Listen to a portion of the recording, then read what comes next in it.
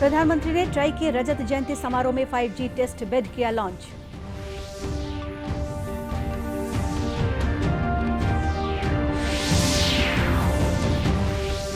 राजनांदगांव जिले में बोरताला पुलिस को नक्सली डंप बरामद करने में मिली सफलता।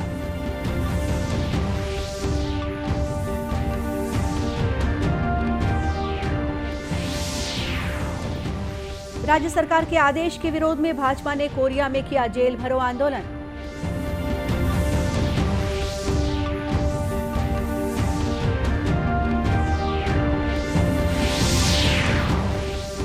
और बंगाल की खाड़ी से आगे बढ़ा मानसून, केरल के रास्ते 6 जून तक छत्तीसगढ़ पहुंचने की संभावना।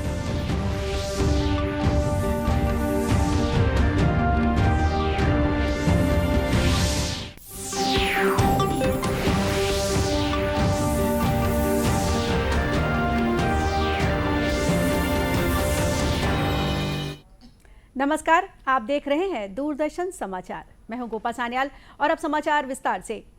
प्रधानमंत्री नरेंद्र मोदी ने कहा है कि वर्तमान सरकार ने पिछले 8 वर्षों में विस्तार, सुधार, विनियमन, जवाबदेही और क्रांति लाने के पंचामृत के साथ दूरसंचार क्षेत्र में नई ऊर्जा का संचार किया है। प्रधानमंत्री ने आज भारतीय दूरसंचार विनियामक प्राधिकरण ट्राई के रजत जयंती समारोह को वीडियो कॉन्फ्रेंसिंग के माध्यम से संबोधित किया। इस अवसर पर उन्होंने एक डाक टिकट भी जारी किया। साथ ही प्रधानमंत्री ने कार्यक्रम के दौरान भारतीय प्रौद्योगिकी संस्थान IIT मद्रास के नेतृत्व में 8 संस्थानों के सामूहिक सहयोग से विकसित 5G टेस्ट बेड भी जारी किया। प्रधानमंत्री ने अपने संबोधन में कहा कि टेस्ट बेड भारतीय उद्योग और स्टार्टअप के लिए सहायक इकोसिस्टम को सक्षम बनाएगा। खुद से निर्मित 5G टेस्ट बेड राष्ट्र को समर्पित करने का अवसर मिला है। ये टेलीकॉम सेक्टर में क्रिटिकल और आधुनिक टेक्नोलॉजी की आत्मनिर्भरता की दिशा में एक अहम कदम है। मैं इस प्रोजेक्ट से जुड़े सभी साथियों को, हमारे IITs को बहुत बहुत बधाई देता हूं। साथ ही मैं देश के युवा साथियों को, रिसर्चर्स और कंपनीज को आमंत्रित करता हूं कि वो टेस्टिंग फैसिलिटी का उपयोग 5G टेक्नोलॉजी के निर्माण के लिए करें। विशेष रूप से हमारे स्टार्टअप्स के लिए अपने प्रोडक्ट टेस्ट करने का ये बहुत बड़ा अवसर है। गौरतलब है कि इस परियोजना में शामिल अन्य संस्थानों में IIT Delhi, IIT Hyderabad, IIT Mumbai, IIT Kanpur, IISc Bangalore, society for employed microwave electronics engineering and research और वायरलेस प्रौद्योगिकी केंद्र शामिल हैं। इस परियोजना को 2 अरब 20 करोड़ से अधिक रुपए की लागत से तैयार किया गया है।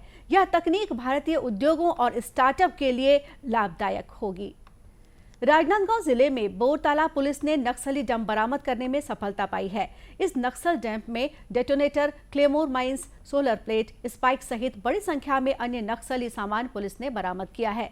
नक्सली पुलिस जवानों को नुकसान पहुंचाने की मंशा से इन सामानों को जमीन के अंदर छिपा कर रखे हुए थे।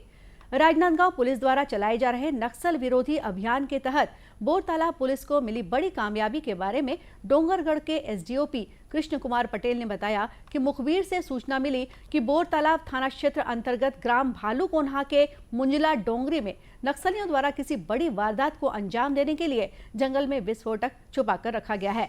इस सूचना के आधार पर जिला पुलिस बल और ITBP की संयुक्त सर्चिंग पार्टी गठित कर 2 अलग अलग दिशाओं में रवाना किया गया, जहां सर्चिंग के दौरान ग्राम भालूकोन्हा के मुंजला डोंगरी में नक्सली डंप बरामद किया गया। डेटोनेटर है और विस्फोटक सामान की डंपिंग की है, जिसमें बाग नदी और बोरतालाब की अलग अलग टीम ITBP द्वारा और साथ में राजनांदगांव पुलिस की अलग अलग टीम बनाई गई और साथ में सर्चिंग किया गया, जिसमें एक डंप में बहुत सारे डेटोनेटर और कुछ नक्सली सामान सहित बरामद किया गया है, जिसपे बोर तालाब में विस्फोटक अधिनियम के तहत अपराध पंजीबद्ध कर विवेचना में ली गई है। और साथ में ये पता लगाया जा रहा है कि यह कितने दिन पुराना डंप है, और साथ में इस क्षेत्र में मूवमेंट की स्थिति के लिए अलग अलग विवेचना में आगे पता लगाई जाएगी, और साथ में इस क्षेत्र में अभियान जारी रहेगा। पुलिस ने इस नक्सली डंप की बरामदी के बाद क्षेत्र में सर्चिंग तेज कर दी है। देश में अब तक 191 करोड़ 48 लाख से अधिक कोविड रोधी टीके लगाए जा चुके हैं। स्वास्थ्य मंत्रालय ने बताया कि कल 10,78,000 से अधिक टीके लगाए गए। इसी अवधि में 1,569 लोगों में कोरोना संक्रमण की पुष्टि हुई। स्वस्थ होने की दर 98.75% है। मंत्रालय ने बताया है कि अब तक 84 करोड़ 44 लाख कोविड परीक्षण कराए जा चुके हैं। कल 3,57,000 से अधिक परीक्षण कराए गए। स्वास्थ्य मंत्रालय ने कहा है कि राज्यों और केंद्र शासित प्रदेशों को अब तक 193 करोड़ 53 लाख से अधिक कोविड रोधी वैक्सीन की डोज उपलब्ध कराई जा चुकी है। मंत्रालय ने कहा है कि राज्यों और केंद्र शासित प्रदेशों के पास अब भी 17 करोड़ 25 लाख से अधिक डोज बची हुई है। गौरतलब है कि राष्ट्रव्यापी टीकाकरण अभियान के अंतर्गत केंद्र राज्यों और केंद्र शासित प्रदेशों को निःशुल्क कोविड रोधी टीके उपलब्ध करा रहा है। इधर प्रदेश में 1,663 सैंपलों की जांच की गई है, जिसमें से 3 में कोरोना संक्रमण की पुष्टि हुई। वहीं 25 जिलों में कोरोना संक्रमण का एक भी नया मामला सामने नहीं आया है। प्रदेश में कोरोना पॉजिटिविटी दर 0.18% है। प्रदेश भाजपा इन दिनों राज्य सरकार की नीतियों के खिलाफ अभियान चला रही है। इसी कड़ी में कोरिया जिले के बैकुंठपुर में धरना प्रदर्शन किया गया, साथ ही जेल भरो आंदोलन भी चलाया गया।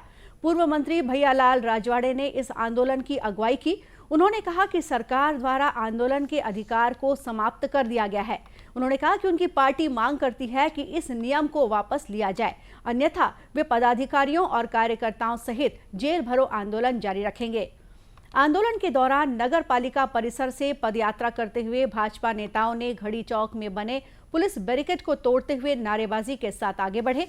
इसके बाद प्रशासन द्वारा बैकुंठपुर के मानस भवन में बनाए गए अस्थायी जेल में सैकड़ों की संख्या में भाजपा नेताओं और कार्यकर्ताओं को रखा गया। दक्षिण पूर्व मध्य रेलवे द्वारा 4 मालगाड़ियों को जोड़कर बनाई गई 2 किलोमीटर लंबी शेषनाग ट्रेन रायपुर रेल मंडल के स्टेशनों से गुजरी। ट्रेन का परिचालन करने 4 लोकोमोटिव गार्ड समेत 12 क्रू मेंबर मौजूद थे। इसमें 277 वैगन हैं। एआरएम कोरबा प्रभात कुमार ने बताया कि कोयले की सप्लाई बाधित न हो, इसके लिए 4 मालगाड़ियों को जोड़कर यह विशेष ट्रेन बनाई गई है। कोरबा से नागपुर के लिए 4 लोडेड ट्रेन का एक सुपर शेषनाग बनाया गया था, जिसकी लंबाई लगभग 2.8 किलोमीटर्स थे और इसमें लगभग 16,000 टन कोयला था, और जो कि कोरबा से 11:50 पर निकले थे और ये नागपुर के लिए निकले थे। इसका मूल उद्देश्य यह है कि हम जो कोल परिवहन है, कोयले का जो परिवहन है, उसको हम लोग तीव्र गति से यहाँ से निकासी कर सकें। इस मालगाड़ी की लंबाई अधिक होने के कारण कुछ स्टेशनों पे इसे धीमी गति से चलाया गया। इस वजह से कुछ यात्री गाड़ियां लेट हुई। गौरतलब है कि इस ट्रेन की तकनीकी खामी दूर करने के बाद नियमित रूप से चलाने की योजना है, जिससे माल ढुलाई में तेजी आ सके।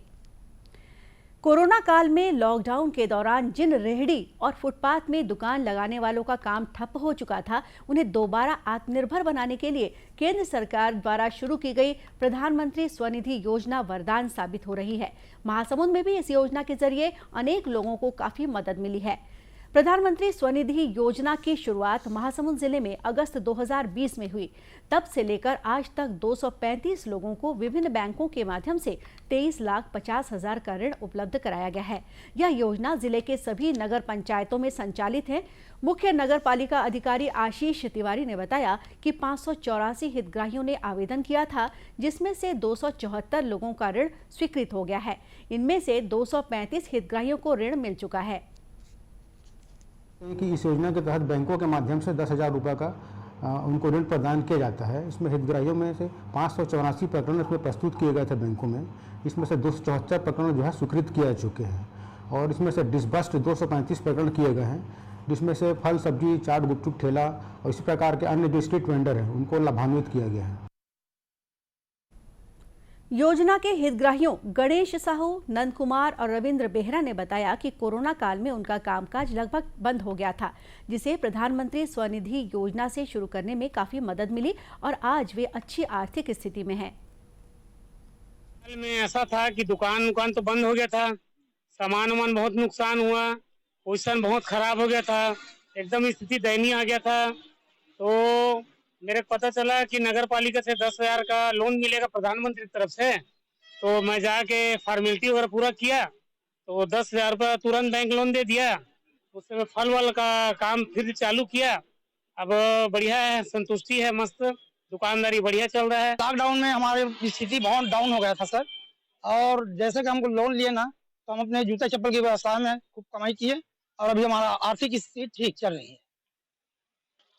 और गरीब लोग को थोड़ा भी धीरे धीरे सुधर रहे हैं। बहुत कोरोना काल में बहुत परेशानी हो गया था। जैसे हम लोग को प्रधानमंत्री इतना बड़ा योजना दे रहे हैं, प्रधानमंत्री का बहुत बड़ा धन्यवाद है। गौरतलब है कि यह योजना वर्ष 2022 तक संचालित है और समय पर किश्त अदा करने वाले हितग्राही को 7% ब्याज सब्सिडी का भी लाभ मिलता है। साथ ही लोन की रकम तय समय पर जमा कर देने पर हितग्राही को 20,000 रुपये का ऋण आसानी से मिल जाता है। दक्षिण पश्चिम मानसून ने बंगाल की खाड़ी के कुछ हिस्सों और अंडमान निकोबार द्वीप समूह में दस्तक दे दी है। मौसम विभाग ने 27 मई तक इसके केरल पहुंचने की संभावना जताई है।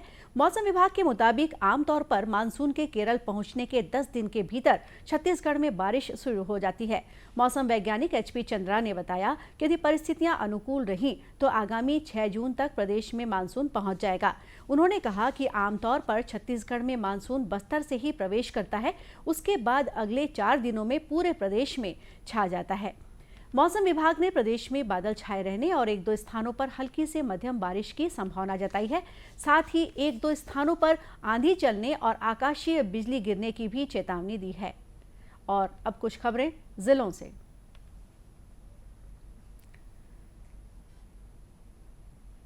राजनांदगांव जिले के सिद्ध शक्तिपीठ मां पाताल भैरवी मंदिर में 10 महाविद्याओं की महापूजा का आयोजन किया गया। इस आयोजन में छत्तीसगढ़ विधानसभा के अध्यक्ष डॉक्टर चरणदास महंत भी शामिल हुए। 10 महाविद्या की महापूजा 1 मई से 16 मई तक आयोजित की गई थी। इस महापूजा का 12वां वर्ष पूरा हो गया है। कबीरधाम जिले के पंडरिया विकासखंड में सड़क पर रहने वाले जानवरों के लिए पीने के पानी की व्यवस्था एक निजी संस्था द्वारा की जा रही है। यह संस्था बीते 3 वर्षों से पंडरिया में जानवरों के लिए खाना पानी की व्यवस्था कर रहा है। इसके सदस्य किसी भी पशु के तकलीफ में होने की सूचना मिलने पर उन्हें रेस्क्यू कर इलाज और आश्रय उपलब्ध कराते हैं। रायपुर कलेक्टर सौरभ कुमार और महापौर एजाज ढेबर ने बूढ़ा तालाब में रायपुर स्मार्ट सिटी लिमिटेड द्वारा जन सुविधा विस्तार के लिए किए जा रहे विकास और सौंदर्यीकरण के कार्यों की प्रगति का निरीक्षण किया। निरीक्षण के दौरान महापौर और कलेक्टर ने बूढ़ा तालाब में साफ सफाई का विशेष ध्यान रखने, विद्युत व्यवस्था निरंतर जारी रखने, सभी फाउंटेन नियमित रूप से चालू रखवाने आदि के निर्देश संबंधित अधिकारियों को दिए हैं। अंत में मुख्य समाचार एक बार फिर।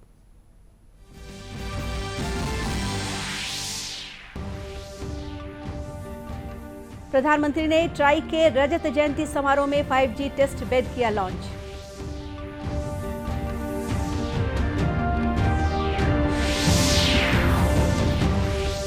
राजनांदगांव जिले में बोरतालाब पुलिस को नक्सली डंप बरामद करने में मिली सफलता।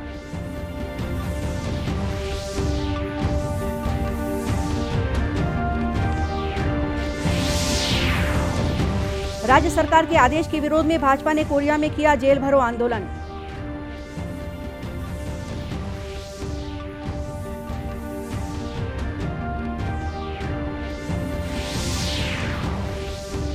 और बंगाल की खाड़ी से आगे बढ़ा मानसून, केरल के रास्ते 6 जून तक छत्तीसगढ़ पहुंचने की संभावना। और इसी के साथ ये समाचार बुलेटिन यहीं समाप्त हुआ। नमस्कार।